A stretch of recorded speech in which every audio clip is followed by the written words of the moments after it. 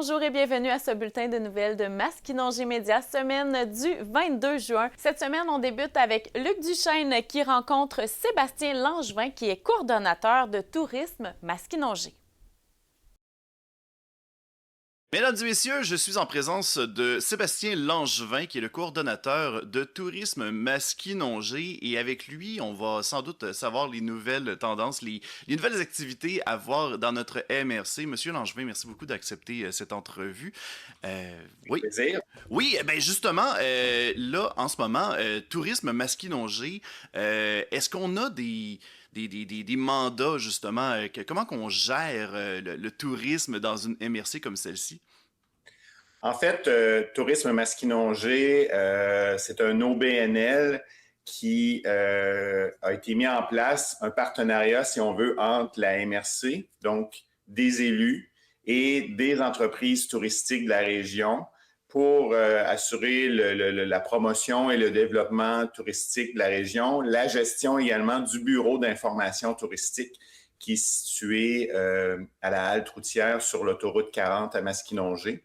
Donc, les gens de la région, ceux qui font la route Québec-Montréal, sont habitués d'arrêter à ce bureau d'information touristique ici, à la halte routière, mais les gens de la région, on a moins tendance à venir sur l'autoroute là, pour venir au bureau d'information touristique. Je vous dirais qu'il faudrait faire le détour parce que Tourisme Masquinongé produit des outils intéressants. On a la carte touristique fraîchement imprimée, donc la nouvelle carte touristique de la région.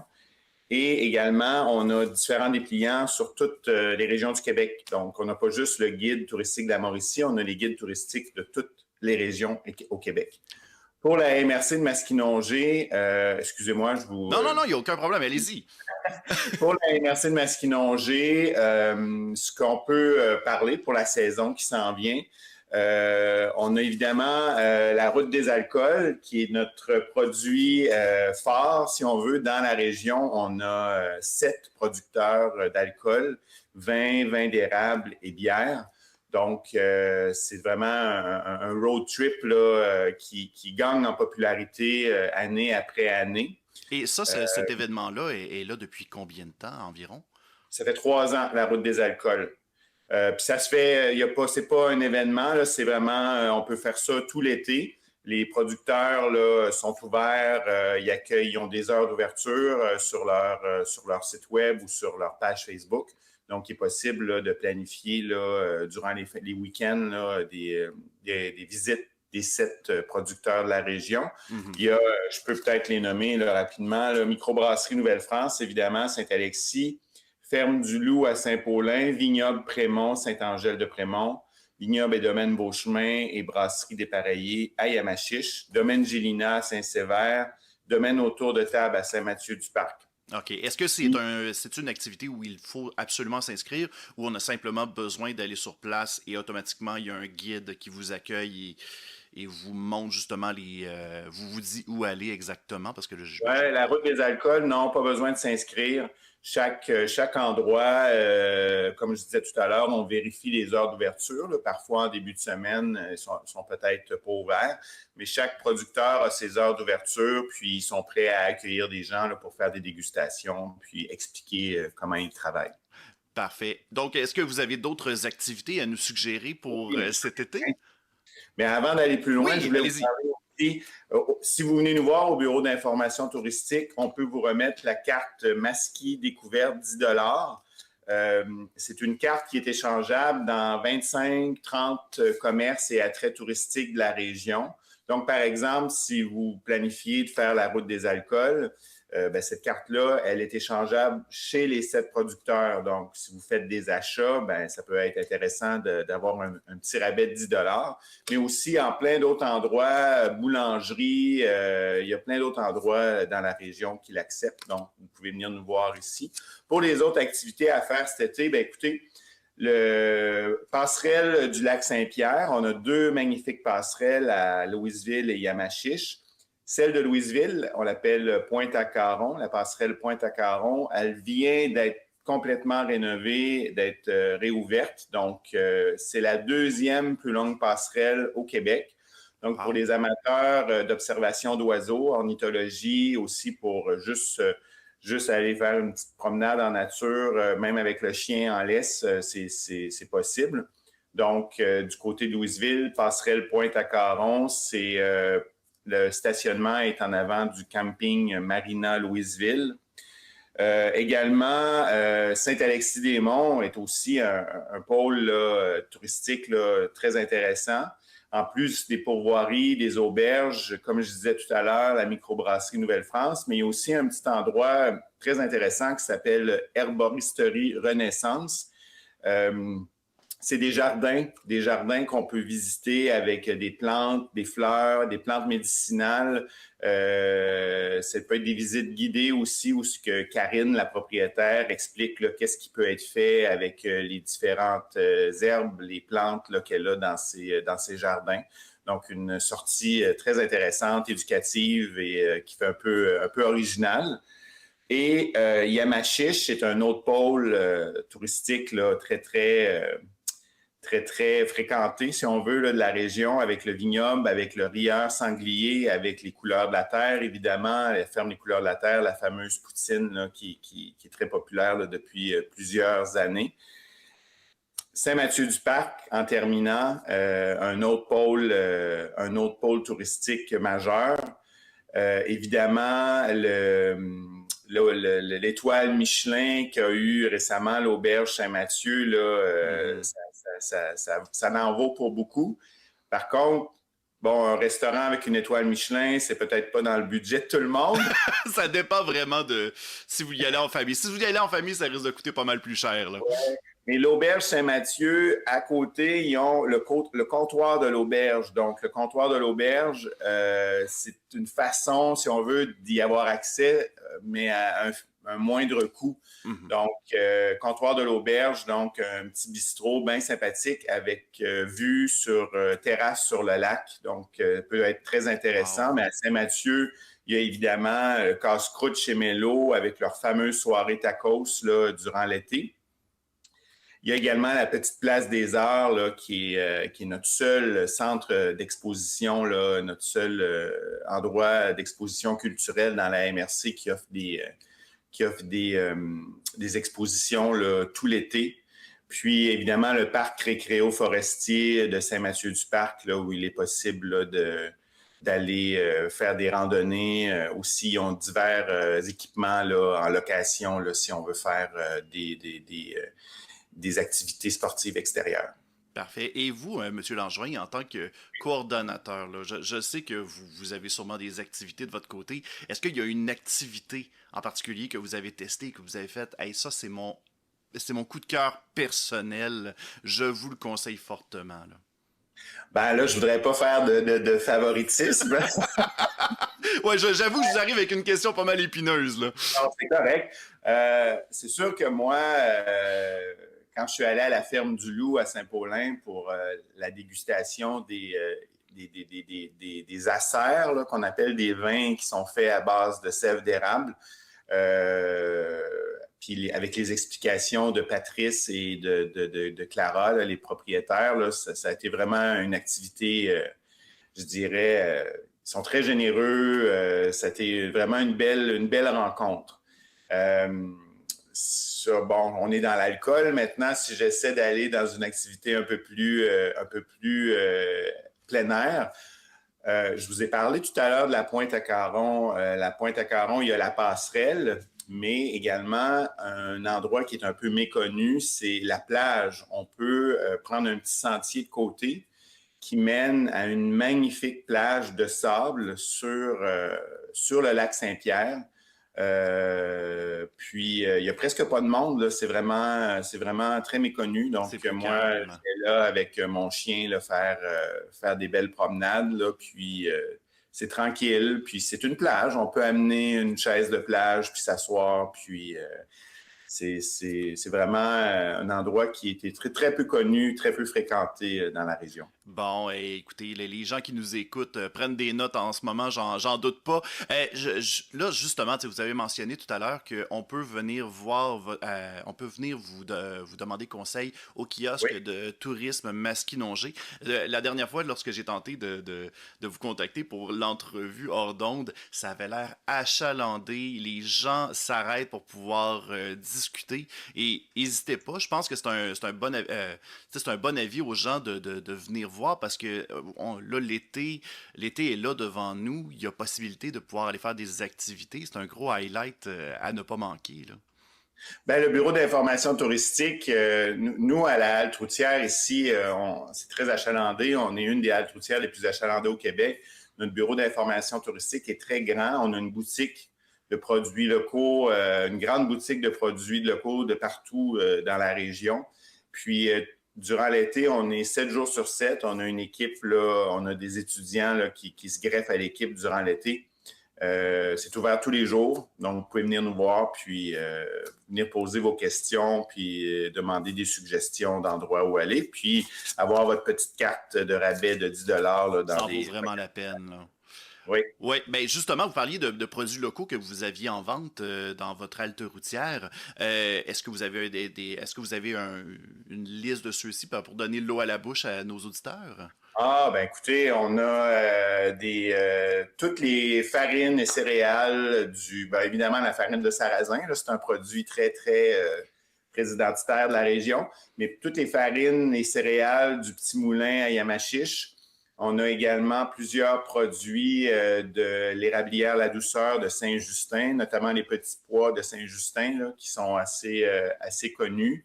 On a écoutez, des produits, on a des confitures, on a des vinaigrettes, le Passion Lavande de Saint-Sévère, on a plusieurs produits de Passion Lavande ici en boutique. Sinon, si on va du côté de l'artisanat, il y a la Maison Tradition de Saint-Mathieu-du-Parc, là, qui est un regroupement d'artisanes qui font plein de belles choses. Donc, on a plusieurs ici en boutique.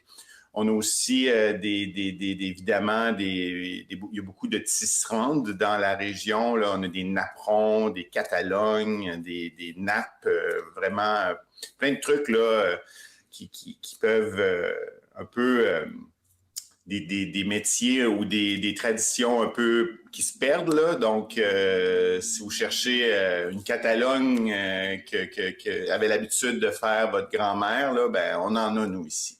Bon, ben parfait, Monsieur Langevin. Ben écoutez, j'imagine que les gens vont pouvoir venir vous voir soit à votre halte ou si jamais on souhaite vous contacter, Tourisme Masquinongé, pardon. Est-ce qu'il y a un endroit où on pourrait vous contacter plus facilement?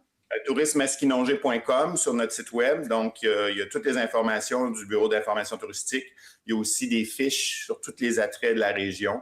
C'est vraiment un endroit, là, le premier endroit là, pour en savoir plus là, sur la région, tourismemasquinonge.com. Ben, un gros merci, Monsieur Langevin. Je vous présente maintenant la deuxième partie de la conférence de presse donnée par la Société d'histoire et de généalogie de Louisville, dans laquelle on présente les activités qui auront lieu pour le 45e.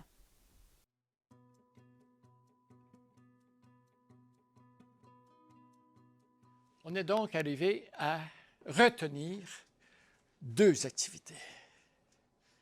Une première activité qui aura lieu le 27 septembre prochain à la porte de la Mauricie mettra en vedette un enfant de chez nous qui a grandi au point de devenir un juge de la Cour supérieure du Québec, étant ainsi le premier parmi les autres juges à être de la Cour supérieure du Québec. Alors, M. Steve Baribeau a accepté gracieusement de venir nous parler de son cheminement personnel et professionnel.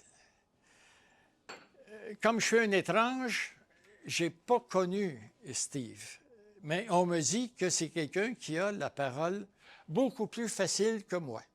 Alors, qui est drôle, qui donc est stimulant. Alors, vous serez donc invité à la Porte de la Mauricie pour une conférence brunch. L'autre activité, très plaisante à mon sens, c'est le pique-nique du 45e. On s'adresse à toute la population de Louisville, au parc du Tricentenaire, pour prendre le lunch, les familles. Ça sera donc le lieu de retrouvailles, finalement, des citoyens, des citoyennes, de ceux et celles qui sont nés ici, mais ceux et celles qui ont adopté Louisville. Donc, ce pique-nique, on va y ajouter une petite touche. Vous savez que c'est le 45e. On multiplie par 10, donc ça sera un gâteau qui aura 450 portions. Et puis, on demandera aux gens d'apporter une petite boîte. Si on ne réussit pas à tous les écouler, bien, les gens les apporteront à la maison. Ou bien, on circulera sur la rue Saint-Laurent en fin d'après-midi pour donner des trucs.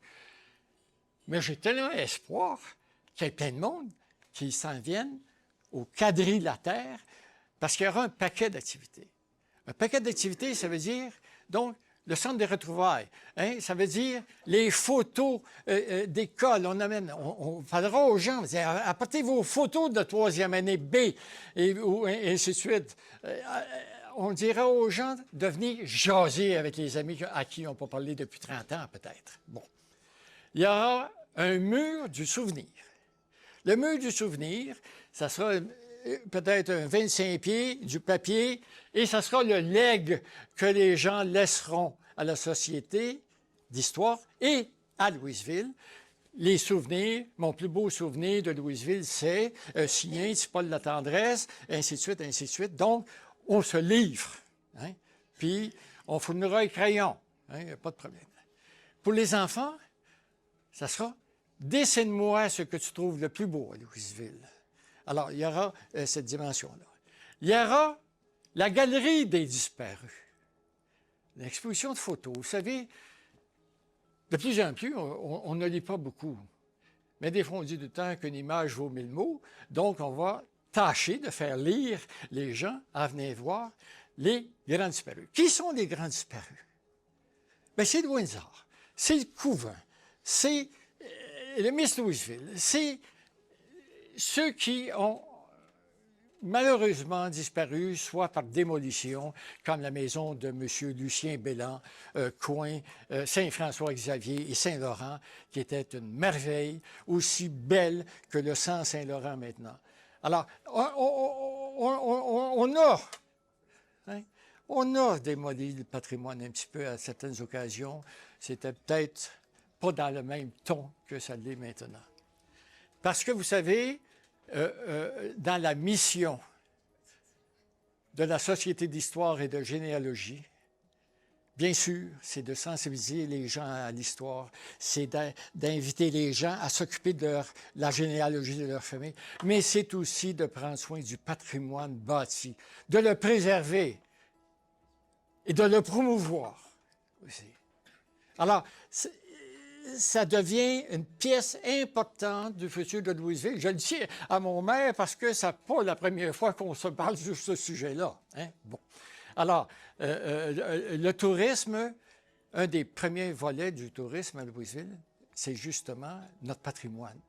C'est ça qu'il s'agit de mettre en valeur à un moment donné. Alors, donc, il y aura ça. Puis il y a aussi des grands disparus. Bien, il y aura identification de gens qui ont marqué la ville, la population, et qui nous ont quittés entre 1981 et 2026. Bon. Alors, cette activité-là, il y aura aussi une place qu'on dira « À vous le micro ». Alors, vous chantez, vous dansez, vous êtes un amateur de slam, vous avez aussi cette qualité, vous avez un petit groupe, vous avez une anecdote à raconter, vous avez une histoire cochonne peut-être? Non, parce qu'il y aura des enfants. Alors, il faudra faire à l'index hein, à ce moment-là. Donc, les gens pourront prendre le micro pour s'exprimer pendant cette période. Ça sera entre midi et 16 heures et on prendra des mesures avec la ville pour que finalement la sécurité soit la plus assurée possible. Voilà. Il y aura d'autres activités. Il y aura un rallye historique familial qui demande à être finalisé. Il est là, mais les dates, le contenu, les récompenses, tout ça, c'est à venir, mais ça va se faire probablement dans la deuxième fin de semaine du mois d'août. Nous avons, au cours des dernières années, préparé un circuit touristique et je pense qu'on sera prêt à le mettre en route à compter de la Saint-Jean. De faire cette visite d'une vingtaine de maisons patrimoniales dans le centre-ville et les rues perpendiculaires, adjacentes ou parallèles à ce moment-là. Oui. OK. Alors, voyez-vous, j'étais assez fort en géométrie. Alors, donc, cette vingtaine d'immeubles pourront être mieux connus. Il y aura des capsules là-dedans, des histoires, des anecdotes, mais aussi une description minimale de l'architecture de ces lieux qu'on va visiter. Qu'est-ce qu'il y aura ensuite? Il y aura, bien sûr, vous allez faire marcher vos yeux en visitant la rue Saint-Laurent et en vous arrêtant à l'occasion dans une boutique qui aura été choisie au préalable, qui va nous offrir un texte, une photo de l'histoire de Louisville. Et ça peut être une histoire plus lointaine que celle dont nous touchons, hein, de 81 dans les 45 dernières années. Donc, ça peut être d'autres. Mais si on s'en va chez grand-père, par exemple, et puis à tous les 3 ou 4 semaines, on pourra renouveler cette photo, ce texte-là. Donc, ça sera une façon de s'approprier à notre rythme, en marchant sur la rue Saint-Laurent, donc l'histoire de notre ville. Après 45 ans, on veut s'identifier. Donc, c'est une épinglette qui sera faite, bien sûr, Société d'histoire et de généalogie de Louisville, donc un PINS, comme disent les Français, et donc qui sera alentour, justement, de la Saint-Jean, qui va se retrouver dans des boutiques, des magasins, et bien sûr, à la Société d'histoire. On n'a pas en donner 15-20 000, mais les autres, il faudra les vendre aussi à l'occasion. Alors, oui, ça sera à vendre. Je pense que c'est à peu près 5 $ pour la PINS. Et c'est un signe de plus d'identité, de signaler qu'on est des gens qui avons la Société d'histoire, mais surtout l'histoire de Louisville à cœur. L'histoire, c'est beau, l'histoire. Tantôt, je regardais ça, les Deux-Rivières. Je suis un gars qui remarque énormément. Les Deux-Rivières, aujourd'hui, depuis Deux-Rivières et au fleuve, la petite rivière se jette dans la rivière du Loup. Ça, c'est quand ils ont fait l'autoroute 40, et on dit, c'est fini. On le vit, hein? Pour dire pareil, comment que le temps change. Ce matin, je me disais aussi, on vieillit, et on veut que l'histoire nous soit contée. Avant ça, on disait, si l'histoire m'était contée, non. Maintenant, aujourd'hui, on veut que l'histoire me soit contée. Alors, merci à vous tous d'être là. Merci d'être présents. Puis, oui, l'histoire, c'est important. Vous êtes important. Pourquoi vous êtes important? Parce que vous préservez la mémoire collective. Ça, c'est fondamental. Parce que la mémoire collective, on dit, on associe souvent ça à de la nostalgie, à « Ah oui, dans le temps, c'était mieux. Monsieur le maire, on n'avait pas de cellulaire » ou quoi que ce soit. Mais plus loin que ça. De connaître notre histoire, c'est de comprendre notre présent. On ne comprend pas notre présent si on ne connaît pas notre histoire. Puis si on ne connaît pas notre histoire et on ne comprend pas notre présent, on ne sait pas où est-ce qu'on veut aller. Ça, c'est fondamental. C'est pour ça que des gars comme moi, je vais faire une petite parenthèse politique, mais pas longue, on croit, par exemple, à l'indépendance politique du Québec. Parce que quand on connaît son histoire, à fond, on comprend que on s'imagine que ce serait plus efficace et mieux pour tout le monde. Vous n'êtes peut-être pas tous d'accord avec ça, mais c'est ma conviction profonde. C'est un exemple que je vous donne pour vous dire que de connaître l'histoire, ça permet une certaine sérénité aussi. Et vous êtes des gens qui préservez cette mémoire-là. De par vos écrits, de par vos recherches, de par vos efforts pour la préservation du patrimoine bâti, pour plusieurs d'entre vous également, que je reconnais, elle a une noble fonction. Et vous avez, ma foi, Monsieur Neveu, félicitations pour tout ça, puis vous avez, ma foi, un logo qui est fantastique. Parce que vous savez, l'essence d'un logo, c'est d'être simple, d'être une image facile à reconnaître et pas trop complexe. Mais parfois, des organisations qui vont se donner des logos, puis là, tu as 28 symboles, puis là, tu comprends plus trop rien, puis finalement, tu vas juste voir la forme générale. Celui-là, c'est toute la richesse du monde dans la plus grande des simplicités. Voici un logo efficace et clair et, ma foi, magnifique. Donc, j'espère que je vais avoir une petite épinglette, moi aussi. Hein? Je la porterai fièrement, même si je ne suis pas un Louisvillois. À Louisville, c'est tellement une belle municipalité. À chaque fois qu'on arrive ici, accueil chaleureux, c'est toujours un plaisir pour moi de venir travailler ici au bureau. L'important, c'est qu'aujourd'hui, vous célébrez dans la joie votre 45e anniversaire et vous avancez de façon positive vers votre 50e qui sera, ma foi, grandiose si je me fie aux ambitions de M. le Président. Alors voilà, merci beaucoup, bravo pour votre travail. Merci d'avoir été des nôtres et je vous souhaite une excellente semaine en attendant le tout dernier bulletin de la saison.